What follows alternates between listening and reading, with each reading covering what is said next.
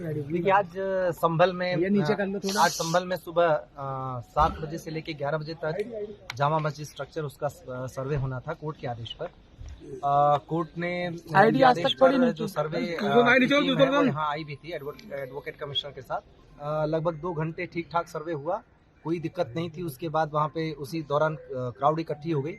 शुरुआत में वो लोग कुछ नारे वारे लगाने लगे, उसके बाद थोड़ी देर बाद वहाँ पे पथराव शुरू हो गया। पुलिस ने उन लोगों को दूर किया, हालांकि वो मस्जिद परिसर तक नहीं जाने पाए थे। पुलिस ने उनको दूर किया और उसके बाद जब सर्वे कंप्लीट हुआ 11 बजे के थोड़ा सा बाद जब टीम निकली सर्वे करने के बाद, तो उसके बाद उन्होंने खूब पथराव करना शुरू कर दिया। 2-3 तरफ से ग्रुप थे, एक जो सामने से था, एक दाईं तरफ से, एक बाईं तरफ से, वो लगातार पथराव कर रहे थे। पुलिस ने उसके लिए बल प्रयोग किया ताकि सुरक्षित रूप से टीम को निकाला जा सके, जो सर्वे की टीम है। और आंसू गैस के गोले भी छोड़े, जो प्लास्टिक बुलेट है उसका भी इस्तेमाल किया। इस बीच में उन लोगों ने दूसरी जगह पे उनका जो ग्रुप था उसने गाड़ियां चलाना शुरू कर दिया।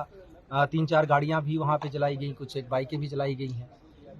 उन लोगों को हटाने के लिए भी पुलिस ने फोर्स का इस्तेमाल किया। इस बीच में 2 ग्रुप आमने सामने थे, तो 3 ग्रुप बल्कि वहां पे थे 3 तरफ से। उसी बीच में गोली चली। गोली कौन से ग्रुप ने किस पे चलाई, कैसे हुआ, लेकिन उस बीच में जो गोली चली उसमें हमारे पुलिस अधीक्षक हैं, उनके पीआरओ के पैर में गोली लगी। एक डिप्टी कलेक्टर का पैर फ्रैक्चर हो गया उसी हंगामे में। एक सीओ साहब के भी छर्रे लगे हैं और करीब 15-20 जवान घायल हो गए हैं। एक कांस्टेबल के सिर में गंभीर चोट आई है। और इस गोलीबारी में जहां तक अभी तक कंफर्म हुआ उसके हिसाब से 3 लोगों की मृत्यु भी हुई है। उन 3 लोगों के नाम है नईम जो कोट करवी से है, बिलाल जो सराय तरीन से है और नुमान जो हयात नगर सराय तरीन से है। इन तीनों लोगों के अब पोस्टमार्टम की हम तैयारी कर रहे हैं। और जो स्थिति है अभी वो फिलहाल कंट्रोल में है। बीच में जो वो ग्रुप था वो कुछ लोग घूम के चले गए दूसरी तरफ, नखासा की तरफ, और वहाँ पर मैं और डीआईजी साहब मौजूद थे। वहाँ पे भी पथराव किया गया। हम लोगों ने उस भीड़ को खदेड़ा। बाद में एसपी और डीएम साहब भी आ गए थे। उस पथराव घटना में हमारी कोशिश रही कि उनमें से कुछ को पकड़ा जाए और पकड़ा भी गया। उनमें 2 महिलाएं भी पकड़ी गई जो छत पर से पथराव कर रही थी, और काफ़ी कुछ 5-6 लड़के भी पकड़े गए। अभी तक कुल मिला के जो अभी तक संख्या 15 लोगों के करीब डिटेन किया गया है। उन लोगों से पूछताछ चल रही है। ये निश्चित रूप से एक उकसावे के अंदर की कार्रवाई है जिसमें जानें भी गई हैं।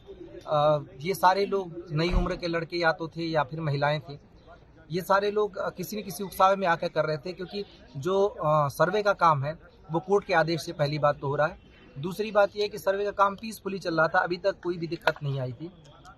तीसरी चीज़ ये है कि सर्वे में कोई ऐसी चीज़ नहीं की जा रही है जिससे मस्जिद के स्ट्रक्चर को छेड़छाड़ उसके साथ छेड़छाड़ की जाए, बल्कि आज जो पथराव हुआ उसमें मस्जिद के ऊपर पत्थर जरूर चलाए गए, क्योंकि वहाँ पे टीमें थी तो मस्जिद पे भी पत्थर चलाए गए। मुझे नहीं पता मस्जिद को नुकसान हुआ या नहीं, लेकिन खूब जम के मस्जिद पर भी पथराव हुए, जो एक तरीके से देखें तो ये उनके धर्म के हिसाब से भी गलत है। सभी को समझाने का प्रयास किया जा रहा है। सभी जनप्रतिनिधियों से भी हम लोग बातचीत में हैं और बाकी लोगों से भी बातचीत कर रहे हैं। अभी तक स्थिति नियंत्रण में है, पूरी तरह शांत है, और आगे स्थिति नियंत्रण में ही रहे, कोई दिक्कत न हो, इसके लिए अभी हम सभी ने रणनीति बनाई है। फोर्स पूरी तरह बाहर से भी बुला ली गई है, सभी जगह फोर्स मौजूद है। और हम किसी भी तरीके की घटना इस तरीके की अगर कोई करता है या उकसावे की जो कार्रवाई कर रहा है उसकी भी पहचान कर रहे हैं, और उसको भी हम जल्दी ही कानून के दायरे में। इसमें जितने भी चीज़ें हैं सबकी एनालिसिस हो रही है, उस पर हम आगे की कार्रवाई करेंगे। लोगों से अपील लगातार की जा रही है। पुलिस अधीक्षक ने भी अपील की, जिलाधिकारी ने भी अपील की, हम दोनों, मेरे और डीआईजी साहब के द्वारा भी लगातार अपील की गई है कि किसी के बहकावे में आके इस तरीके की हरकतें न करें। इससे जीवन को खतरा तो है ही है, शहर के अमन को भी खतरा है, और सबसे बड़ी बात है कि इसमें से कई लोगों का भविष्य बर्बाद हो जाएगा। तो बेहतर हो कि कोर्ट की कार्रवाई कोर्ट के थ्रू जरिए ही रहे। कोर्ट में अपनी बात सबको रखने का अधिकार है और मौका भी है, और कोर्ट में अपनी बात रखें, इस तरीके की हरकतों से दूर रहें। सर, जिन 3 लोगों की मौत हुई है उनमें से जो नईम का परिवार है वो ये आरोप लगा रहा है कि पुलिस की गोली लगने से उनके लड़के की मौत हुई है। देखिए, इसमें पहली बात तो ये कि वो इस बात को जितने सारे लोग हैं वो सबकी पुलिस के पास भी वीडियोग्राफी मौजूद है।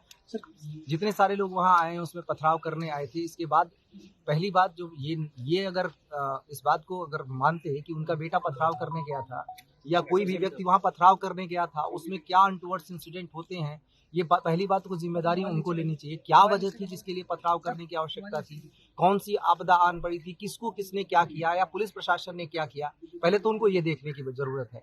पथराव करने गए क्यों, एक। दूसरी बात यह है कि किसी ने कोई चीज नहीं देखा, साक्ष्य होंगे तो हमारे पास आएंगे, उन साक्ष्यों के आधार पर हम कार्रवाई करेंगे। मैंने जैसा आपको बताया कि तीन पक्ष आमने सामने थे, उन्होंने एक दूसरे के ऊपर क्या किया, उसमें फायरिंग हुई। अगर फायरिंग में कोई भी चीज ऐसी होती है कि पुलिस अपने पैर में गोली नहीं मार लेगी, ये सोचने की बात है।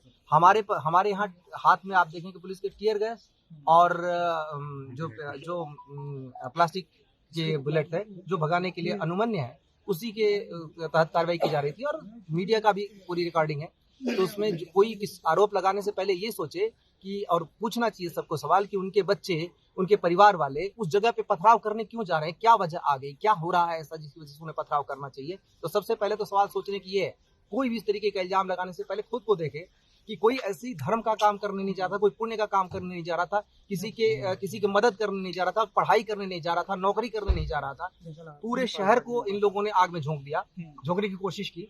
हाँ, हमारे सारे जो जवान हैं अपनी जान की परवाह किए बिना उसको झेल रहे हैं, देख रहे हैं